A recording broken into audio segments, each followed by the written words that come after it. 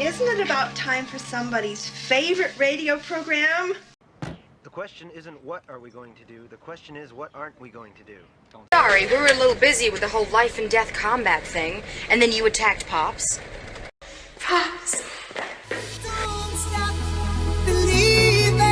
Whatever it is we look forward to, and whoever it is we're chasing, to that I say amen. Keep this thing going. Pick a name. Go on the air. Talk hard. To that I say, all right, all right, all right.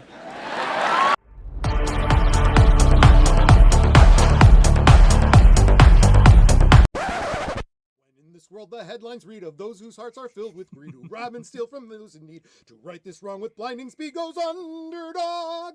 Speed of lightning, power of thunder, fighting all who rob or plunder. Underdog, underdog. So every time when you watch the scene where they land, every time you see someone come out, they switch camera real quick to a different angle, and they switch it to a different angle again, and then they switch it to this wide shot, and you see the Marines coming out, but you never see more than one or two people come out of the APC.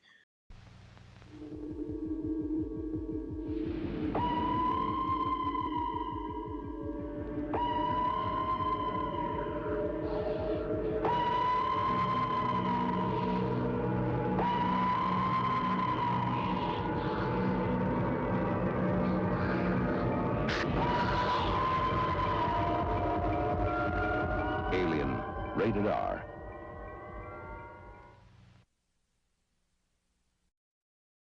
Aliens!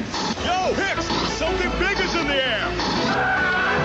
It's the alien flying queen! And her gruesome gorillas! Send in the ultimate space marine, Atax, disguised in his big, bad bug suit! He sneaks in and takes him out! But the flying queen unmasks him! Send in Hicks and the heavily armored evac fighter! Send in the Marines! Blast them! Yeah! And bottle them! And it's bye-bye bug, each sold separately! Aliens! Ladies and gentlemen, it's that time you've been working all week long for. The time we officially... Let's hear some car horns out there going with the whistle. Everybody ready? All right! It's Friday, Friday, Friday, Friday, Friday, Friday, Friday, Friday, Friday, Friday,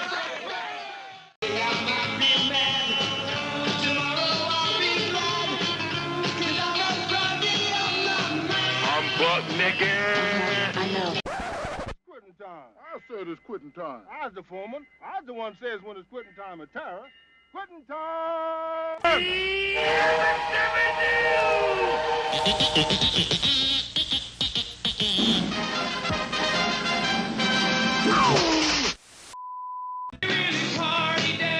You are a wonderful person.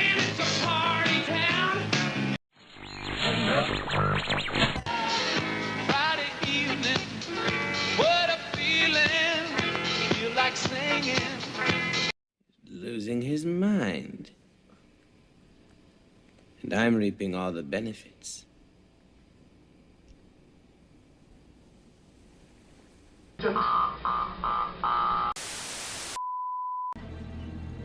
gonna need a bigger boat. It's a bold strategy, Cotton. Let's see if it pays off for him.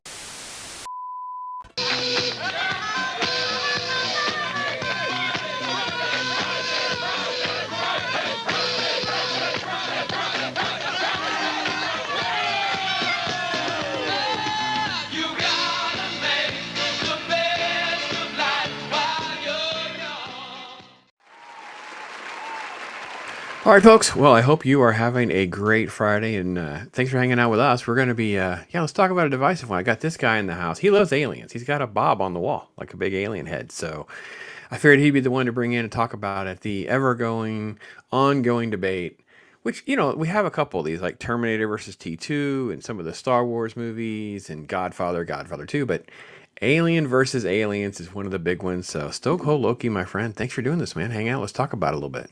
Heck yeah, let's go. Love me some Alien. Love Aliens. Love both of these movies, even though I saw Aliens first. I wasn't old enough to go back and watch Alien because they were afraid it'd scare the shit out of me. But I think I saw Aliens when I was like 8 or 9. whatever it Wow. was. Yeah. My dad Okay. took me to see it, and Okay. it was just like, let's go. It definitely. So my hot take on this, I guess, if anything else, both can be great, and they're just really not. So Loki and I have no problem being on the same page with the concept of layers of genre to compare things. Like two things can be great, but when you squeeze it down, it gets more complicated. So they're both great sci-fi films. However, Alien is a horror movie, a monster film, whereas Aliens is an action monster film. So I liken Alien more to like The Thing, and I liken Aliens more like to Predator. And if that doesn't work for folks, you're not going to enjoy this conversation with the two of us at all. Just being, if you can't get your head around that of how we look at things, then I don't even know what to say. So I don't know, man. How do you kind of look at the two of them? I mean, I overanalyze things, so my thought analysis is probably too far. But what are you thinking? Well, when I was a kid, man, Alien was boring. I remember watching it on TV with my dad after seeing Aliens, being like, this is boring. The other movie's so much better. As you get older, though, you start to appreciate Alien a lot more, and you start appreciating what you're seeing and the fact that it does scare the absolute crap out of you. And you get upset, you get frustrated with Alien. The scene with Dallas, I always hated that. What are you doing? Why are you? Oh, look, I gotta get out of here. Well, which way do I go? Left or right? And you don't really understand that. It wasn't until it was maybe 5, 6, 7 years ago. I played the VR version of that scene where you're in the tubes trying to get away from the alien. Yeah. And that with that woman screeching, "You're Dallas, it's coming for you, Dallas. Give me a brain down, Dallas. Go left, go right." Until you're in that situation and you're like, "Oh my God." He had that woman screeching in his ear the whole time. You don't appreciate exactly what Dallas was going through. And the idea that they were trying to give you that this is supposed to be, he's freaking out. Obviously, he's got anxiety. The whole movie is anxiety and terror and uncomfortable. It's uncomfortable. The situation that Giger and everybody put the audience through, it's very uncomfortable. It's an uncomfortable movie. It's designed to be that. It's designed to be scary and uncomfortable and make you ask questions. Whereas Aliens, it's like this time, it's war. And it is. I mean, they go in with the Marines. And yeah, the trailer's a little more deceptive of what you're actually going to get. But that is one of those few times you can talk about subverting expectations. That was the correct way to subvert expectations, because you think they're going to go in there and it's just going to be this war. If you watch the trailer for Aliens, you really get this idea of, oh man, they're going in packing this time. They're going in with the Marines and and they get their absolute asses handed to them. Why? Because they went in stupid and they did these stupid things. It was really a different movie, but that same, we're going to make you uncomfortable. I hope you're right. I really do. When she's telling the Marines, look, man, I just need to know one thing. Where they are. Anytime, anywhere, right, Vasquez? Well, she's making them feel uncomfortable. When Ripley is explaining, I hope you're right. I really do. Because just this one thing took out my entire crew in 24 hours. Yeah, you are uncomfortable. Vasquez is uncomfortable. She's starting to go, maybe we shouldn't be so. But then they go in anyway and they act like we're just going to take them all out, and you see what happens. They get their absolute butts kicked. But both movies are uncomfortable. If there's anything that really, really bridges the gap between both those movies, it's the theme and how they make you uncomfortable. It's dunzo for you, bro. It's dunzo.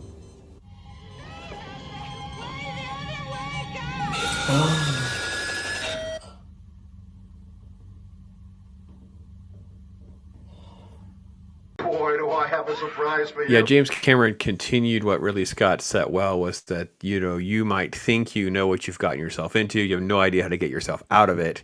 And the sense of feeling trapped. And that's constantly being, each time there's a little bit of hope from that in Aliens, he pulls something in, he changes the rules and realizes they're trapped again.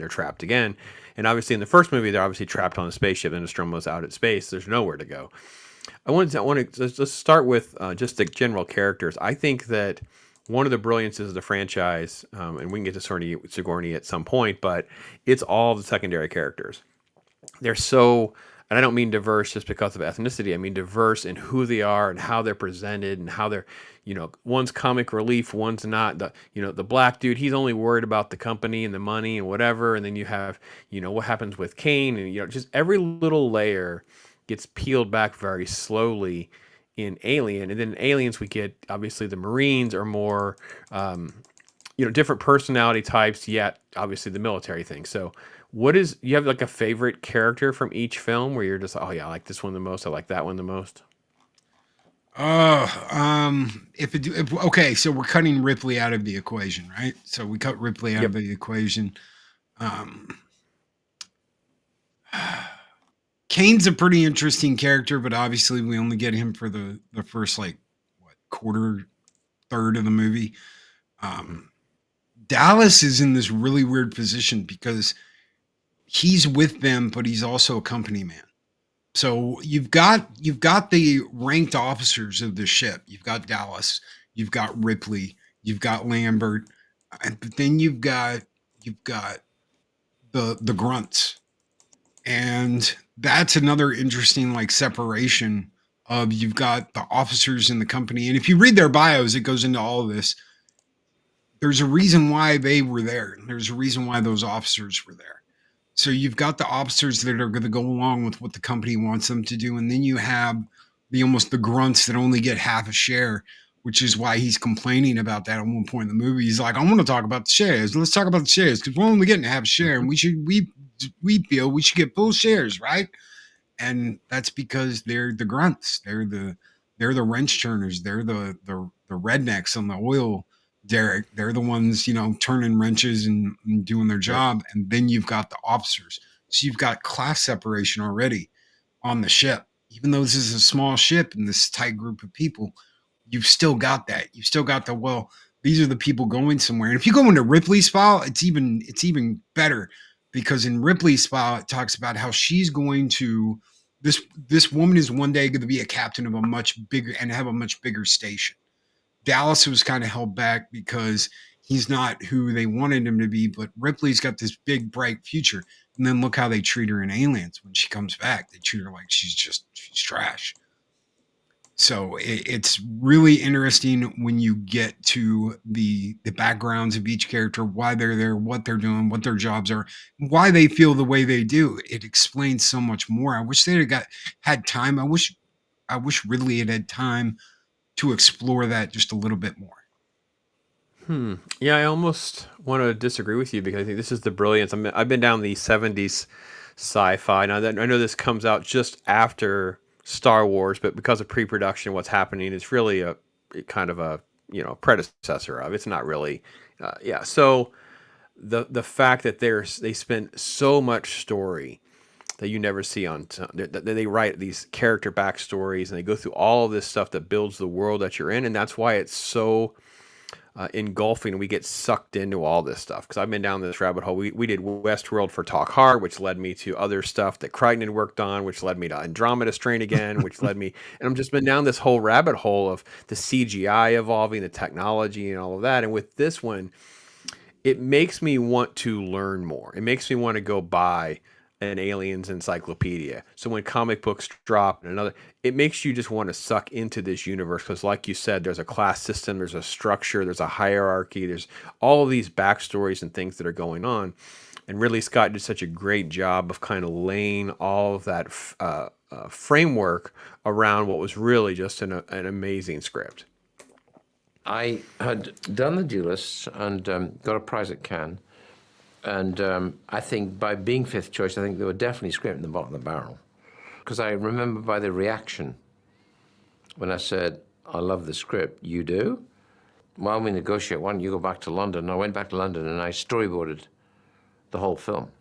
Guys in space waking up, where they have breakfast, all these things. So brought all that to life. The budget was 4.2 million. The Duelist was 800,000. I went back and we doubled the budget. We went straight to 8.6. It just shows the power of a little bit of pen on paper. Here, let me get to. I didn't want to misspeak because I was pulling up the screenwriter because I always misspeak, and he owns all the stuff. So Dan O'Bannon, that's right. Dan O'Bannon. Call him. It's going to call him Dave. No, it's not Dave. Dan O'Bannon's script is just so well done and so interesting and dynamic with all these different characters that you get. And then when you kind of contrast that, obviously you said with what we see with Aliens, even though it's a different type of thing with the colonial Marines and how they're presented, you end up with these characters that you just love. Like you're totally sucked into like Corporal Hicks, and he has to take charge, and he obviously has romantic tensions a little bit with Ripley's character, and then of course the great Bill Paxton with his comic relief moments, and then there's many other characters that are on screen just for a brief period of time. We talked a little bit about Vasquez and Drake, but all of them, it's just so much of that. This is what I think makes this franchise beautiful in these first two films, and they lose sight of that pretty much most of the rest of the time. All right, so favorite character in Aliens? Oh, it's Hicks. And you mentioned the tension. Again, we go with this like class separation, right? That doesn't start until Ripley goes over to him and the Sarge. And she's like, "Is there anything I can do?" And he's like, "I don't know. Is there?" And she's like, "Well, I can drive that loader. I have a class 2 rating." And he's like, "Be my guest." And him and Hicks are standing there, and she gets in and she hooks everything up. She starts, and they're just sitting there grinning ear to ear because they're like, "Holy shit!" Because she's an officer, she's a company woman. They don't get their hands dirty. They don't do the menial tasks. So she's sitting there driving the loader, and she's like, "Where do you want it?" And they're both smiling ear to ear. I go, "Bay 12, please." And that's where that whole thing starts. Why was that there? That's when Hicks really starts to notice her and keep a little closer eye on her. Because he's like, "Who is this woman? She's interesting. She's not just another company woman or a company stooge or whatever she is." Because obviously they would know they're the Colonial Marine Corps. They belong to Weyland-Yutani. Right. They are not an independent military organization. They belong to Weyland-Yutani. That's what the Colonial Marines are sworn in to do, is follow Weyu's orders. So to see that and be impressed by that, and he's like, "Damn, girl." And there is a scene, again, you talk about things they cut out or they didn't get a chance to do. There's a scene in the extended edition of Aliens where she gets out of the APC when they first get to LB 426, and she's walking up to the building, and she stops and she's just looking in the doorway, and Hicks kind of stops and he goes back and he's like, "Are you okay?" And she goes, "Yeah," and follows him in. But she needs a minute because she's like, what the hell am I about to walk back into? What am I about to walk into, and what kind of position am I about to put myself in? And he checks on her. I always like that in the extended version.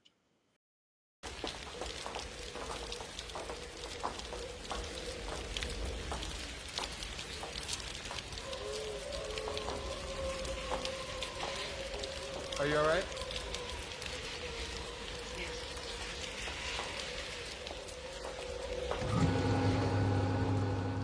Yeah, there's some deleted scenes I think to add a lot to it. Before that, I'll come down and I'll say I would choose the supporting cast for Aliens. I think is a little better than the Alien cast, but I don't mean that in any derogatory way, folks. But I'd love to hear from you guys and what you guys think. But I think that the from Vasquez to Hicks to Hudson, even though there are some great moments in Alien, that's not the center focus for that film. So hence the reason the supporting cast has opportunities to shine a lot more in the second movie. I will say though, I'm going to really give also another nod to, I think, and that will be just some of the cinematography. I think he does a really good job of, it's just, because he's creating such a more wide open world with what the interior of the ships are and some of the stuff that he tries to do on the planet and some of the different scenes obviously the fanboy love coming true with having like millions of aliens running around like that. I think all of that is where Aliens really does shine. You talk about the camera work. Let's talk about the camera work for a minute. So there's a scene when Sarge is getting all the Marines ready to get into the APC. He's like, move it out, damn it, move it out, move it out, move it out. They're getting, all right, absolute badasses, let's pack them in. And as he goes to open the door, the camera switches to the interior view of the APC. That's not really in the APC. There is no like interior to the APC. So the APC in reality, you've got that door. It does swing open and shut, but you can only fit like 2 people standing up with their thing in the door. So every time when you watch the scene where they land, every time you see someone come out, they switch camera real quick to a different angle, and they switch it to a different angle again, and then they switch it to this wide shot, and you see the Marines coming out, but you never see more than 1 or 2 people come out of the APC. It's because there is no interior to the APC.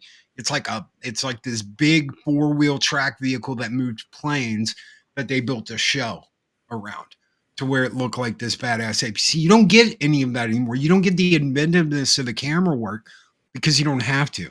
You can just go, oh, we'll do it in post. Oh, we'll put this in there. Oh, we'll make it look like they're getting out and da da da da da. That genius of how are we going to cut this to where it looks right, to where it looks like they're all getting out of it, that's gone. You don't get that in modern day films today. Why? Because they just throw CGI in post, or they make them there when they weren't there. Whatever they decide to do. You had to be inventive back then. You had to come up with these creative ways, and if you didn't, your film bombed and it looked fake and no one believed it. Yeah, this is a shot, I think. So these are the shots I think that are done really well. Obviously, some of these space shots were fantastic. And the set pieces, I think, are just beautiful. I think there's tons of great things that it gets right.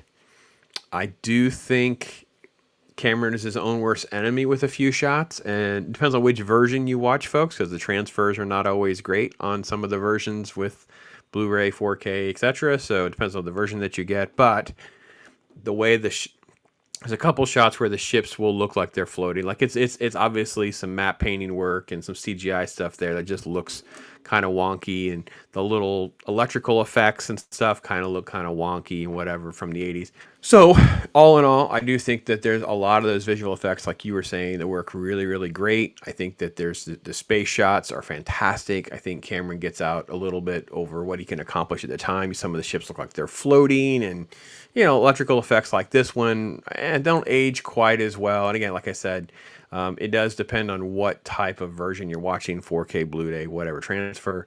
But the creatures look absolutely spectacular and all of that. So it's sort of, I want to say it's a mixed bag because it's not totally fair. But I will say it has misses, whereas Alien, because of the style of film it is, and plus staying on Nostromo is pretty much it, right? So it's all these nice close-up shots of the models. So, but what do you think about some of the visual effects in Alien versus Aliens? They did some absolutely incredible stuff. The Alien Queen, everything with Alien Queen. If you'd have seen some of their the test stuff, you'd have been like, how did they make that happen? And again, camera work. There's all kinds of tricks and things they did to make it look good. You wouldn't think it was going to look that good. I think even Cameron kind of dunked on the Alien Queen, but he was like, "This is going to look really good when we're done." And it's all these things that they had to really hustle. They had to hustle. They had to work hard. They had to come together. They were fighting with the film crew in England where they were filming, because they were doing English things at the time that Cameron was like, "No, we work," and they were like, "No, we have split up tea in the afternoon, governor." And all these things they had to fight to get this movie made. It's amazing that they did it. You want to talk about miracle of film? Back then, they were literally pulling off miracles with films, and this is one of those films that you're just like, man, how did they do that? The scene where they're walking into the hive for the first time, and you see like, okay, this is where the complex ends, and this is where the hive begins. That's just like a matte painting that isn't even as big as it's supposed to be. They used camera angles and all these little tricks to make it look like they were really about to walk into the hive. All those things, that's all gone for $100 million CG budget. and he was such a good director for this to figure out how could we evolve the franchise behind just being a horror franchise. And I will say a lot of the criticisms of folks who totally trash on Aliens is just because their expectations from Alien being more of a horror driven film means the follow-up should have stayed more in line with it, and it was billed that way. So if you were like me and you saw it in the theater, you were kind of like, I don't know what I expected. But all in all, though, it's just beautiful stuff's just being done. And again, you have big shoes to fill. I mean, Alien did this, and yeah, you got to know if it's your first time watching, you may not catch it, but you do afterwards. The idea to do something like this was so groundbreaking, so daring to say, all right, we're going to have this android completely get ripped into pieces, and then by the way, we're going to make him talk later on. You're like, what? How are we going to pull that in the 1970s? Like, wow. So that was one of my favorite sequences, is this one. I think it's just spectacular. And some of the graphics I think are just really great. And even though this is like a dude in a suit, it's just the camera angle, like you said, the shot, and then cutting the static, keeping you feel uncomfortable, like keeping you feel unsteady, like you don't even know what to do, what direction to go. So I think Alien is also just a groundbreaking, just beautiful moments. I'm going to find the interior shot with all the computer stuff around. Just beautiful set stuff is done in that film as well. Oh, it is. It is. And let's not forget, this is something we've got to bring up. Giger. Okay. Giger is one of he's one of the strangest individuals I think I've ever encountered. Of course, he's an artist. But his design for all of this, and they have carried this designs over into like Prometheus and into Covenant and so on and so forth. They're still using his designs. Why? Because there's something that it reaches in and touches in your mind that is disturbing, and it's something, this biomechanical mix, the way he presents it. They fought to have Giger come in and do some of this. They fought to have him be a part of this when Fox was like, absolutely not. We are not hiring this guy. We are not paying this guy. We are not doing this. And they really fought to have Giger be a part of this. Why? Because his designs and his vision and the unsettling nature of a lot of the things you see, like the engineer grown into the chair and all of this wonderful stuff. The space jockey is what they originally called him. But all this wonderful stuff. You can't have this movie without Giger. And when they tried to do that without him, when he was kind of cut out, you saw the results. It was unworthy of being called an Alien movie. Yeah, Fox was so opposed to bringing this in that they had to fly. They had the producer and Scott and O'Ban. They just got on a plane. They just went over there and talked to him and worked this out and just made the two ends meet, make sure everybody was on the same page, that he was going to be happy with their work, what they were going to do. There's so much care and appreciation. And like you said, it seems like when things have followed, that's what is kind of getting lost. There's moments, I think, in the first third or half of Romulus where you feel like there is some love, but not to the point where they understood the story element of why it was great. Not just about visuals. It has to be more than that. And I think that this is such a beautiful film. It's so far ahead of its time, and how, because it's just aged so well. I mean, just these shots and these set designs and things that they do now, like you said, they wouldn't even bother. They don't bother with some of these shots because they just CGI stuff. It'd be all green screen. You'd be on a little green screen studio or one of those 360-degree screen studios, and it'd just all be lost. All this, I mean, the keyboards and the old setups and the buttons and the light up buttons and the configurations and terminals, all of this is so 70s retro tech that when you get in touch with that again, that's one of actually things I liked about Romulus at first was you see those data banks lighting up and you do, and you see the computers coming to life and you're like, ooh, maybe they do get it. And then it goes completely off the rails. Yeah. But I love that.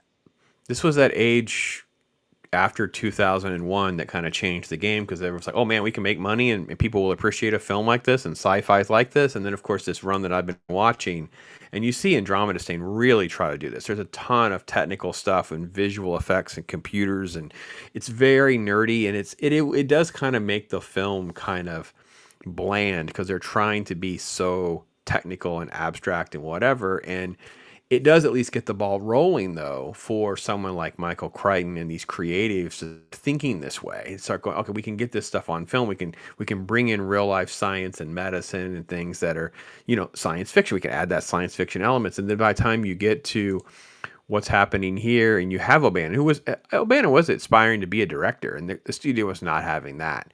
He kind of was stuck doing what he was doing, but he had worked with even John Carpenter and stuff. So he kind of had a good feel to do this sort of like renegade stuff and really have a lot of, I don't know, that edginess that you need to make people feel scared and uncomfortable. Like not everybody can pull this off. Just be honest, right? Not everybody can pull this off. Ooh, it still gets me at times, man. And if you look at the sets from the first movie, if you look at the sets from Alien and then look at the set from Aliens, they did a lot of things the same way. They used scrap. I know in Aliens, they went into this factory that used to make TVs, and they found a whole bunch of back panels to TVs, and they used those when they made the hallways. You'll see these orange squares all over the hallways in Aliens. Those are just back panels to a TV that they spray painted red.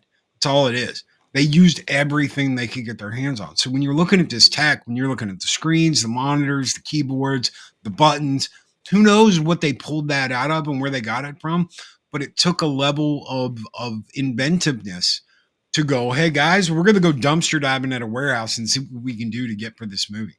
That's brilliant. That is an effective way to spend your time and your money when you're building sets for a movie. They don't have to do any of that now.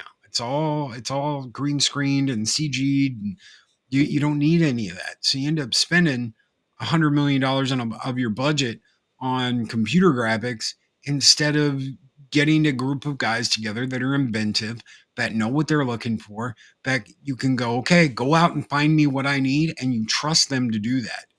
Oh, hey, we brought back 5,000 back panels to these TVs. What do you want us to do with them? You know what? We're going to paint them orange, and we're going to set them up across the hallways in the colony, and those will be what we make the walls out of.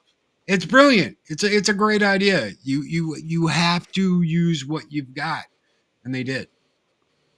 Yeah, this isn't the scene you were talking about. I couldn't find a picture of that, but this is basically a similar situation where it's just bastardized construction site stuff with fluorescent light ballast on the side. So that's all just regular construction doors and lights and systems. And then, of course, he just twists and turns the camera on you so it doesn't totally feel comfortable. You totally don't feel like you're in your world. You feel like you can go on this journey into the fantasy stuff. So, again, the franchise is so set apart by getting all that right. Anyway, so man, I tell you what, I'm these two films, they're kind of in a class by themselves in some ways with some of that care and detail, and they've held up well because of that, right? I think all of that, the way they look, the way they feel, the cast of characters to put you into this battle of claustrophobia between ultimately Ripley and some sort of xenomorph or morphs thereof, and then the story around that. And it is, they're still spectacular for me. Particular. How often do you watch these? Oh man, at least a couple of times a year. Yeah. And I'll even watch some of the ones that I'm not like Alien 3. I will not watch, but I will watch the director's cut of Alien 3, the extended one. I'll watch the extended cut of 4, even though there's not that much extra put in there. There's only a couple minutes. I'll watch that. I have to be in a really weird mood to watch Prometheus or anything after Prometheus. So like Covenant or Romulus. I don't know if I'll ever watch those movies again. I don't know if I want to waste my time watching those movies again. There's a big following with Prometheus, but I will always stick by the fact that they were like, this is supposed to be the very best, most intelligent humans, on Earth. This is supposed to be the cream of the crop, the top tier, and they're all morons. They're all idiots, and they all do idiotic things. So that kind of breaks it out of the immersion for me. I understand where Ridley was going and why he did some of the stuff he did, but you were supposed to have these super intelligent people that are supposed to be the best of the best. If you want something to compare that against, to go back old school, go to Forbidden Planet and look at the fact that all these people that were with him were supposed to be the very best humanity had to offer. These are the top tier people that we're sending into space. Yeah, you had Cookie, who was kind of an idiot, but that was their cook. That was the guy that cooked for them. Yeah. The chef. So the rest of the crew is supposed to be like top tier level of humanity, and they acted like it. How did they act like it? They didn't do really, really stupid stuff. And, obviously that would lead to Star Trek and so on and so forth. And obviously, we're not going to get into that. But that you're supposed to have the best people. Ridley didn't have the best people. Okay. If your head xenobiologist is sitting there like, oh, look at the little alien creature with oh, look, it's got a mouth full of teeth and I'm going to wag my finger at it like a dumbass. Yeah. I'm sorry. Makes no sense. I'm just. So I can't get there with you. I mean, so I don't hate on Alien 3 as much as most people do, including yourself, because I do understand the studio manipulation and all the crazy stuff that happens. That's why I like the director's cut. Right. I just that's why I like the director's cut, is because I wish we would have gotten that movie in the theater. I'd have been a lot happier, Loki, if I'd have come out of it going, okay, I can deal with that. The way they made it and what they did, it's a mess. He had some ideas and he executed a few pieces right, but I watched it last year, so I don't know when I'll watch it again. I don't know when I'll watch it again. I sat through Resurrection and I just hated every minute of my life getting through that one. I couldn't do it again. It's like, I can't stand this movie. Joss Whedon does an Aliens movie. Bro, I still just can't. It's just terrible. There's so much stupidity. You know how I have such a low tolerance for like the stupid things that just I can't do it. So I'll never watch Covenant and Romulus again. There's just no. You can just tell Ironcaster, just no. There's no chance.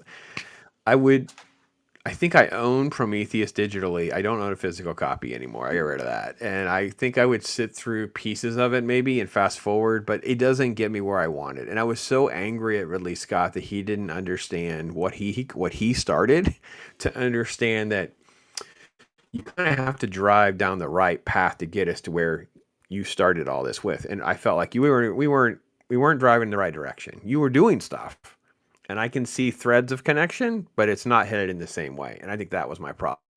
But anyway, long story short is, not watching Romulus and Covenant. Might sit through Prometheus or Alien 3 again. Probably won't watch Resurrection again. Yeah, it's just these two. I'm with you. Watch them probably at least twice a year. And since I'm watching this one so early in the year, I've watched them both. I watched. Might get to a third time. Might just depends on how the year goes, because you know how that is. Sometimes it's like it could be like 3-4 months from now, you squeeze them in, and it'll be like at the end of the year around Halloween. You never know. So yeah, it's definitely a twice a year probably. It could be as many as 3 times this year since I'm watching them so early in the year. But they're on the regular list. They're the top shelf, the top tier of all time for me, for sure, in both their categories, like, in horror and sci-fi. Like, just, no matter how we parse those lists out, folks, I'm sorry, they're going to be at the top of those lists. Just not apples to apples comparison. So let's talk about the Ripley journey, because she is such an interesting character, because when you rewatch Alien for me, sometimes I don't feel like, sometimes I watch it and I go, I wonder if she was the main character. When you feel like if you could go into it with like fresh eyes, it could easily have just been like a couple of the losers survived, you know what I mean, to tell the tale or something. It could have just, it easily didn't have to be her. Like it's almost like cheating, because Sigourney Weaver is a star and everyone by now has probably picked up the breadcrumbs of what the story is about. But cold in the theater, because I was a little too young to see it in the theater, you really kind of can sit back objectively and not totally know how this is going to play out. And I am really amazed by that. And then, of course, she radically changes. And I think Aliens does suffer by that deleted scene with the daughter stuff being deleted. I Yeah. think it does suffer for us not having the fact that she had a daughter to come back to, and then this has basically been taken away from her. So when she's bonding with Newt, it's her living vicariously the life she didn't have. There's a, it's way stronger, and it doesn't come through as much because we lose that little piece. I don't know. What do you think about Ripley's journey in these first two films? And then we'll talk about what could have, should have been. I'm with you on two big aspects of it. Number one, there's a scene in Alien where that was cut. It's in the extended edition where she gets in a fight after she does not want to let them back on the ship. They've got Kane. They're bringing Kane back on board. She's like, no, we've got quarantine. There's a reason why he's got some kind of alien on him. We can't let him back on board the ship. You're going to have to stay in quarantine. And they get in a fight as soon as Ash lets him in and they get to the medical area. She gets in a fight when she comes in. They cut that out. I wish they hadn't, because there's this aspect of this should not be going on. What the hell are you doing? And then there's this aspect from the other crew member of how dare you not let us on the ship? And that speaks to her character in that first movie. I don't care about the egg scene that you get later in the extended edition. It's that scene that I want to see. It's that fight scene that she gets into because it shows they're a little more human than you think in the beginning. The scene with the daughter, again, you're talking about humanity here. It's the exact same essence of why I felt they should have kept those two scenes in, because it makes her a little more human, brings her down to earth. It also sets up this idea that the reason why she is so kind of taking care of Newt, being protective, is her daughter died. Why did her daughter die? Because she wasn't there. She's been sleeping for 60 years in cryo. And she comes back. She was supposed to be there for her 11th birthday. Well, she comes back and finds out her daughter's passed away and died. So now she's in this loss. She's dealing with nightmares. She's dealing with all this stuff. She decides, okay, I'm going to go back and I'm going to face my fear. She gets there and they find this little girl. It's about the same age as her daughter was. And she immediately, the mother in her starts to come out. That's something you didn't expect. Okay, if Ripley's coming back, she's going to be pissed. She's going to be whooping ass. Now we got Mama Ripley. Again, you want to talk about a correct way to subvert an audience's expectations. You think she's going to be this cold, methodical, I'm going to go in and kick some alien ass. And then she's got these mother moments with this girl that you didn't expect. Again, I totally agree with you. I think they should have kept that in. When they're talking about her daughter, it's such an easy scene, and the Cameron had to cut it. They told him, you've got to cut it. You've got to cut it down to this number. So I'm sure he was sitting there going, I don't want to cut this, but I don't really have a choice, because if I cut anything else, I'm screwed here, I'm screwed there. It's a slow point in the movie where we're still setting things up and it can get cut. I wish he had shot it differently. I wish he had shot it. I got to be honest. I'm going to blame him a little bit too, because I wish he had shot it differently, so that it could have been included a little differently. Because it would really be big, slow. It could have just been incorporated more into this whole thing. You know what I mean? Because we move quickly. We move quickly to, hey, long you've been out this long. Now we're going to have this court hearing of you blew up a ship and whatever. And it's like we could have just squeezed in the fact that, and oh, by the way, you've been asleep for this long. What do you mean I've been asleep this long? Where's my kid? You know what I mean? Like, you could have just squeezed it in a little faster, easier, and then she could have just been holding the picture of her kid in this newspaper, and she could have it just could have been shot in a way that would have been better incorporated. If you've never seen it, folks, just at least get the deleted scene in the back of your mind so you can have that. And with all that said, Loki and I are massive fans of all the lore that's out there. And if you've never read the original Alien comic books, you can get them in multiple printings, multiple versions now, so you don't have to buy the expensive original ones.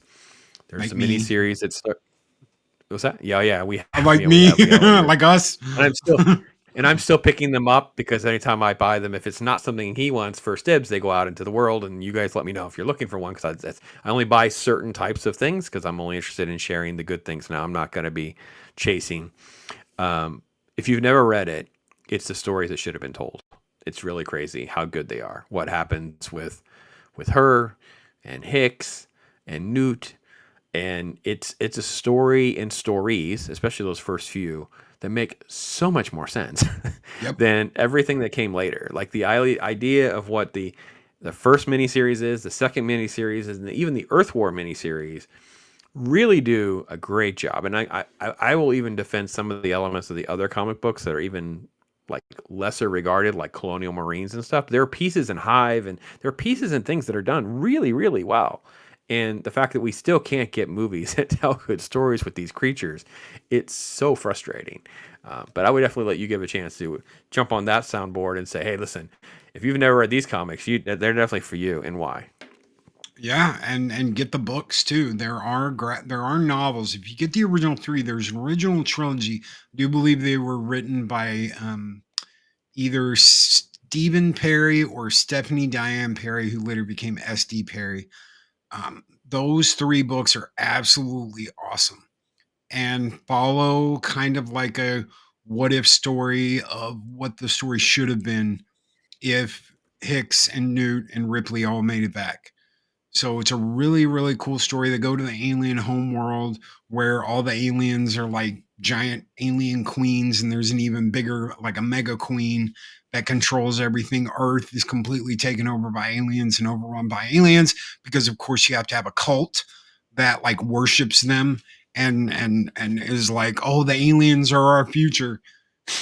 So Earth gets completely decimated. There's really, really good stuff in these books. So, man, look for your comic books, look for your extra stuff, look for your games, look for I think Dark Descent just came out a couple years ago. That is an absolutely wonderful video game to play for it. That encapsulates everything that was great about Aliens and includes some more current day lore at the end of it that yeah, we just won't talk about. But there's so much extra content out there that is better than what followed that we got in film. So, like Pop says, I encourage you all to go out and check it out and get what you can. There's omnibuses now. So you can go back to the very beginning of the Alien comic books. You can read through those. They're book omnibuses. I've got the original 3 novels for the Aliens follow-ups, but you can get those in omnibuses now where you can get like 4 or 5 books all in the same big compilation. Yep. You can get all that stuff for cheap now. So that's what I would advise is getting the compilations, getting the omnibuses, looking for stuff like that, because these are better stories. Just like ABP. When we got ABP, I thought the movie was terrible. Well, that movie is not aged well at all. Like, it was one of those I would have told you I'm okay with watching, and I watched it last year, the year before, and I know I have some woke PTSD. It felt like girl boss nonsense, and there's a couple of pieces of that. I just cannot enjoy this movie. I was just like, okay, I just can't do it. The comic's got so good. Noguchi is in the comics. Noguchi is a woman that works for the company. Yep. She's the one who ends up like working with the Predator against the aliens. And the end of that book, the end of that series is so freaking good because it ends with her having this shined up alien queen skull on the top of her little like ranch, because she's got a ranch on this other planet. And the Predators come see that and then go and see her, and she's got a mark just like they did in the movie. Isn't that interesting?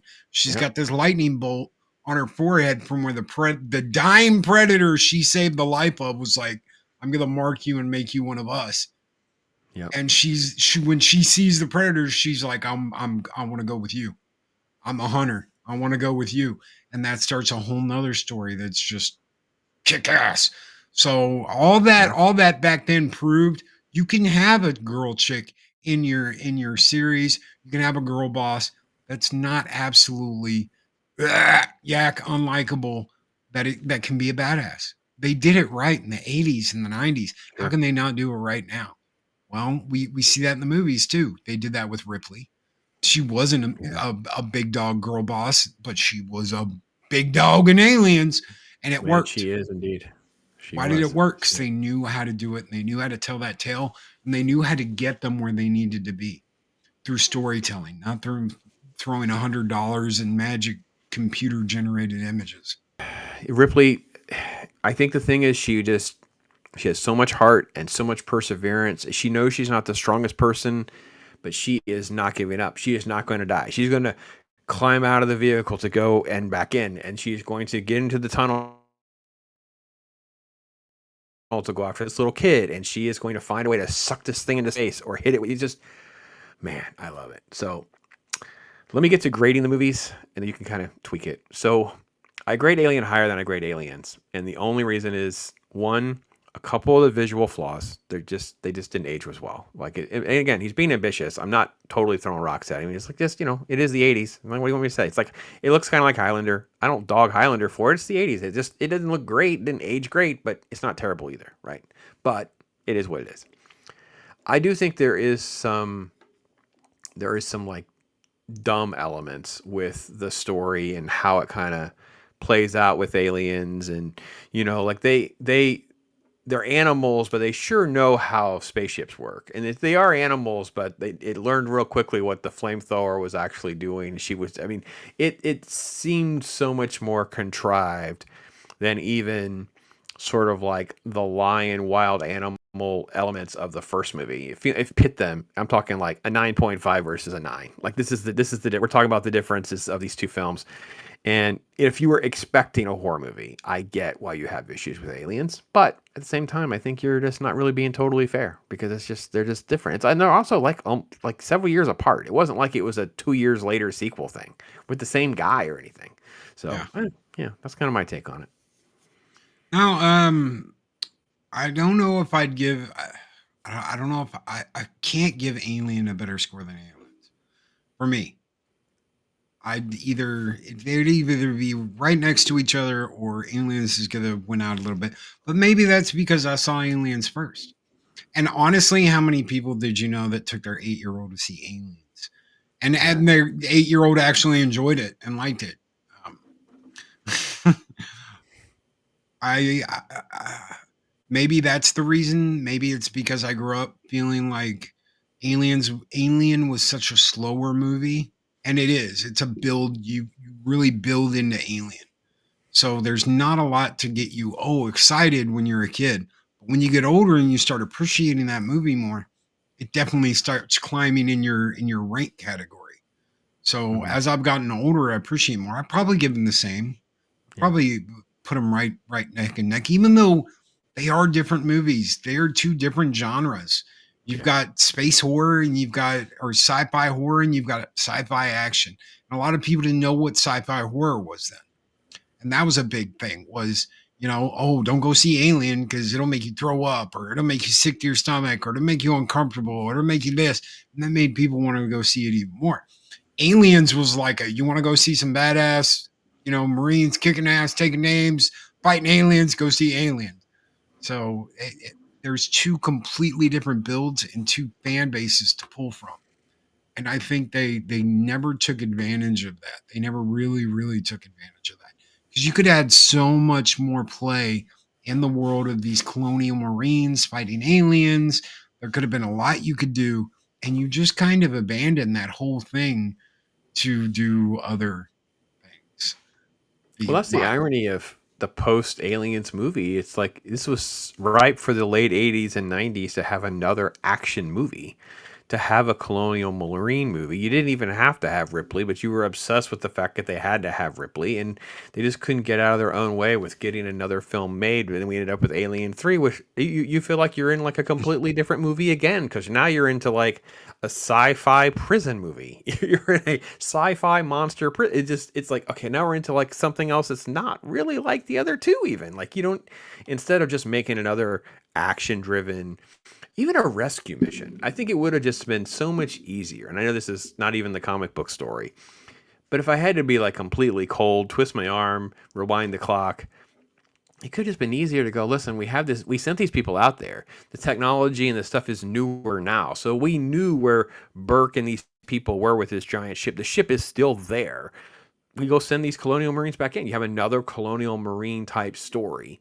And that would have just been it was ripe for that late 80s and 90s, and that's just not what they did. Can't do it. They can't get things right. Can't get out of their own way back then. We can't get out of their own way now. I don't know what to say. So Well, bro, we talked about a lot of fun stuff with it. Any other final thoughts you think we should throw out there real quick before we kind of close it up?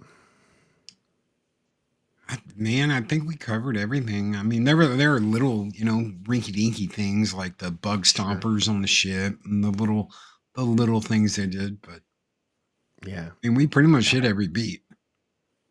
I think it was.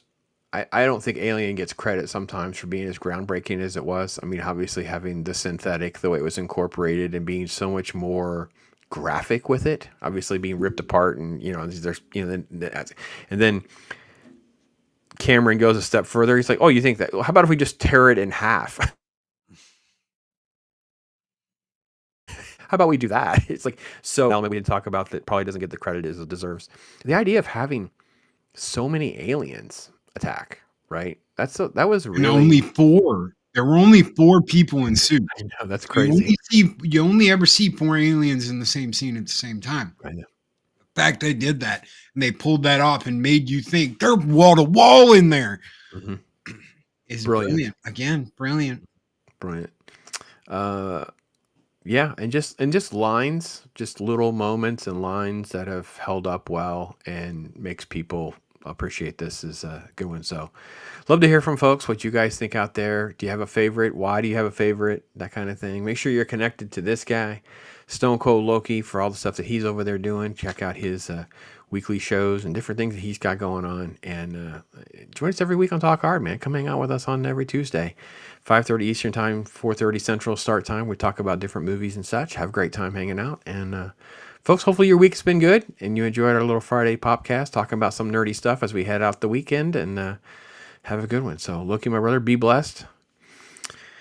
Talk hard. I know you will. Folks out there, you do the same. And with that, I am Pops. They're unstoppable! But we're gonna stop them anyway!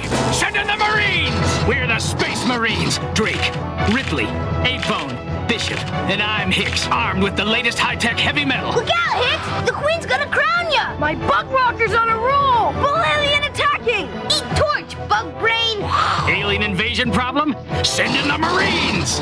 Aliens! Send in the Marines! Space Marines, aliens! He's like many of us, mired in the routine of upward mobility, but all that is about to change.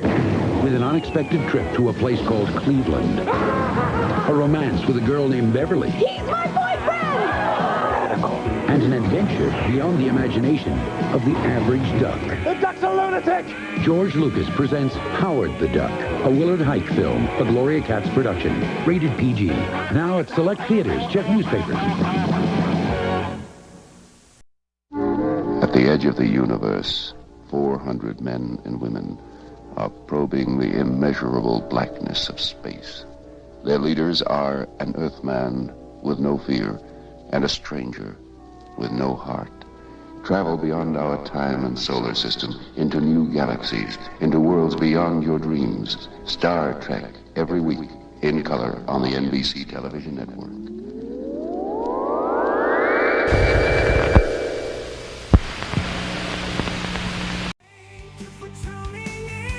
We hope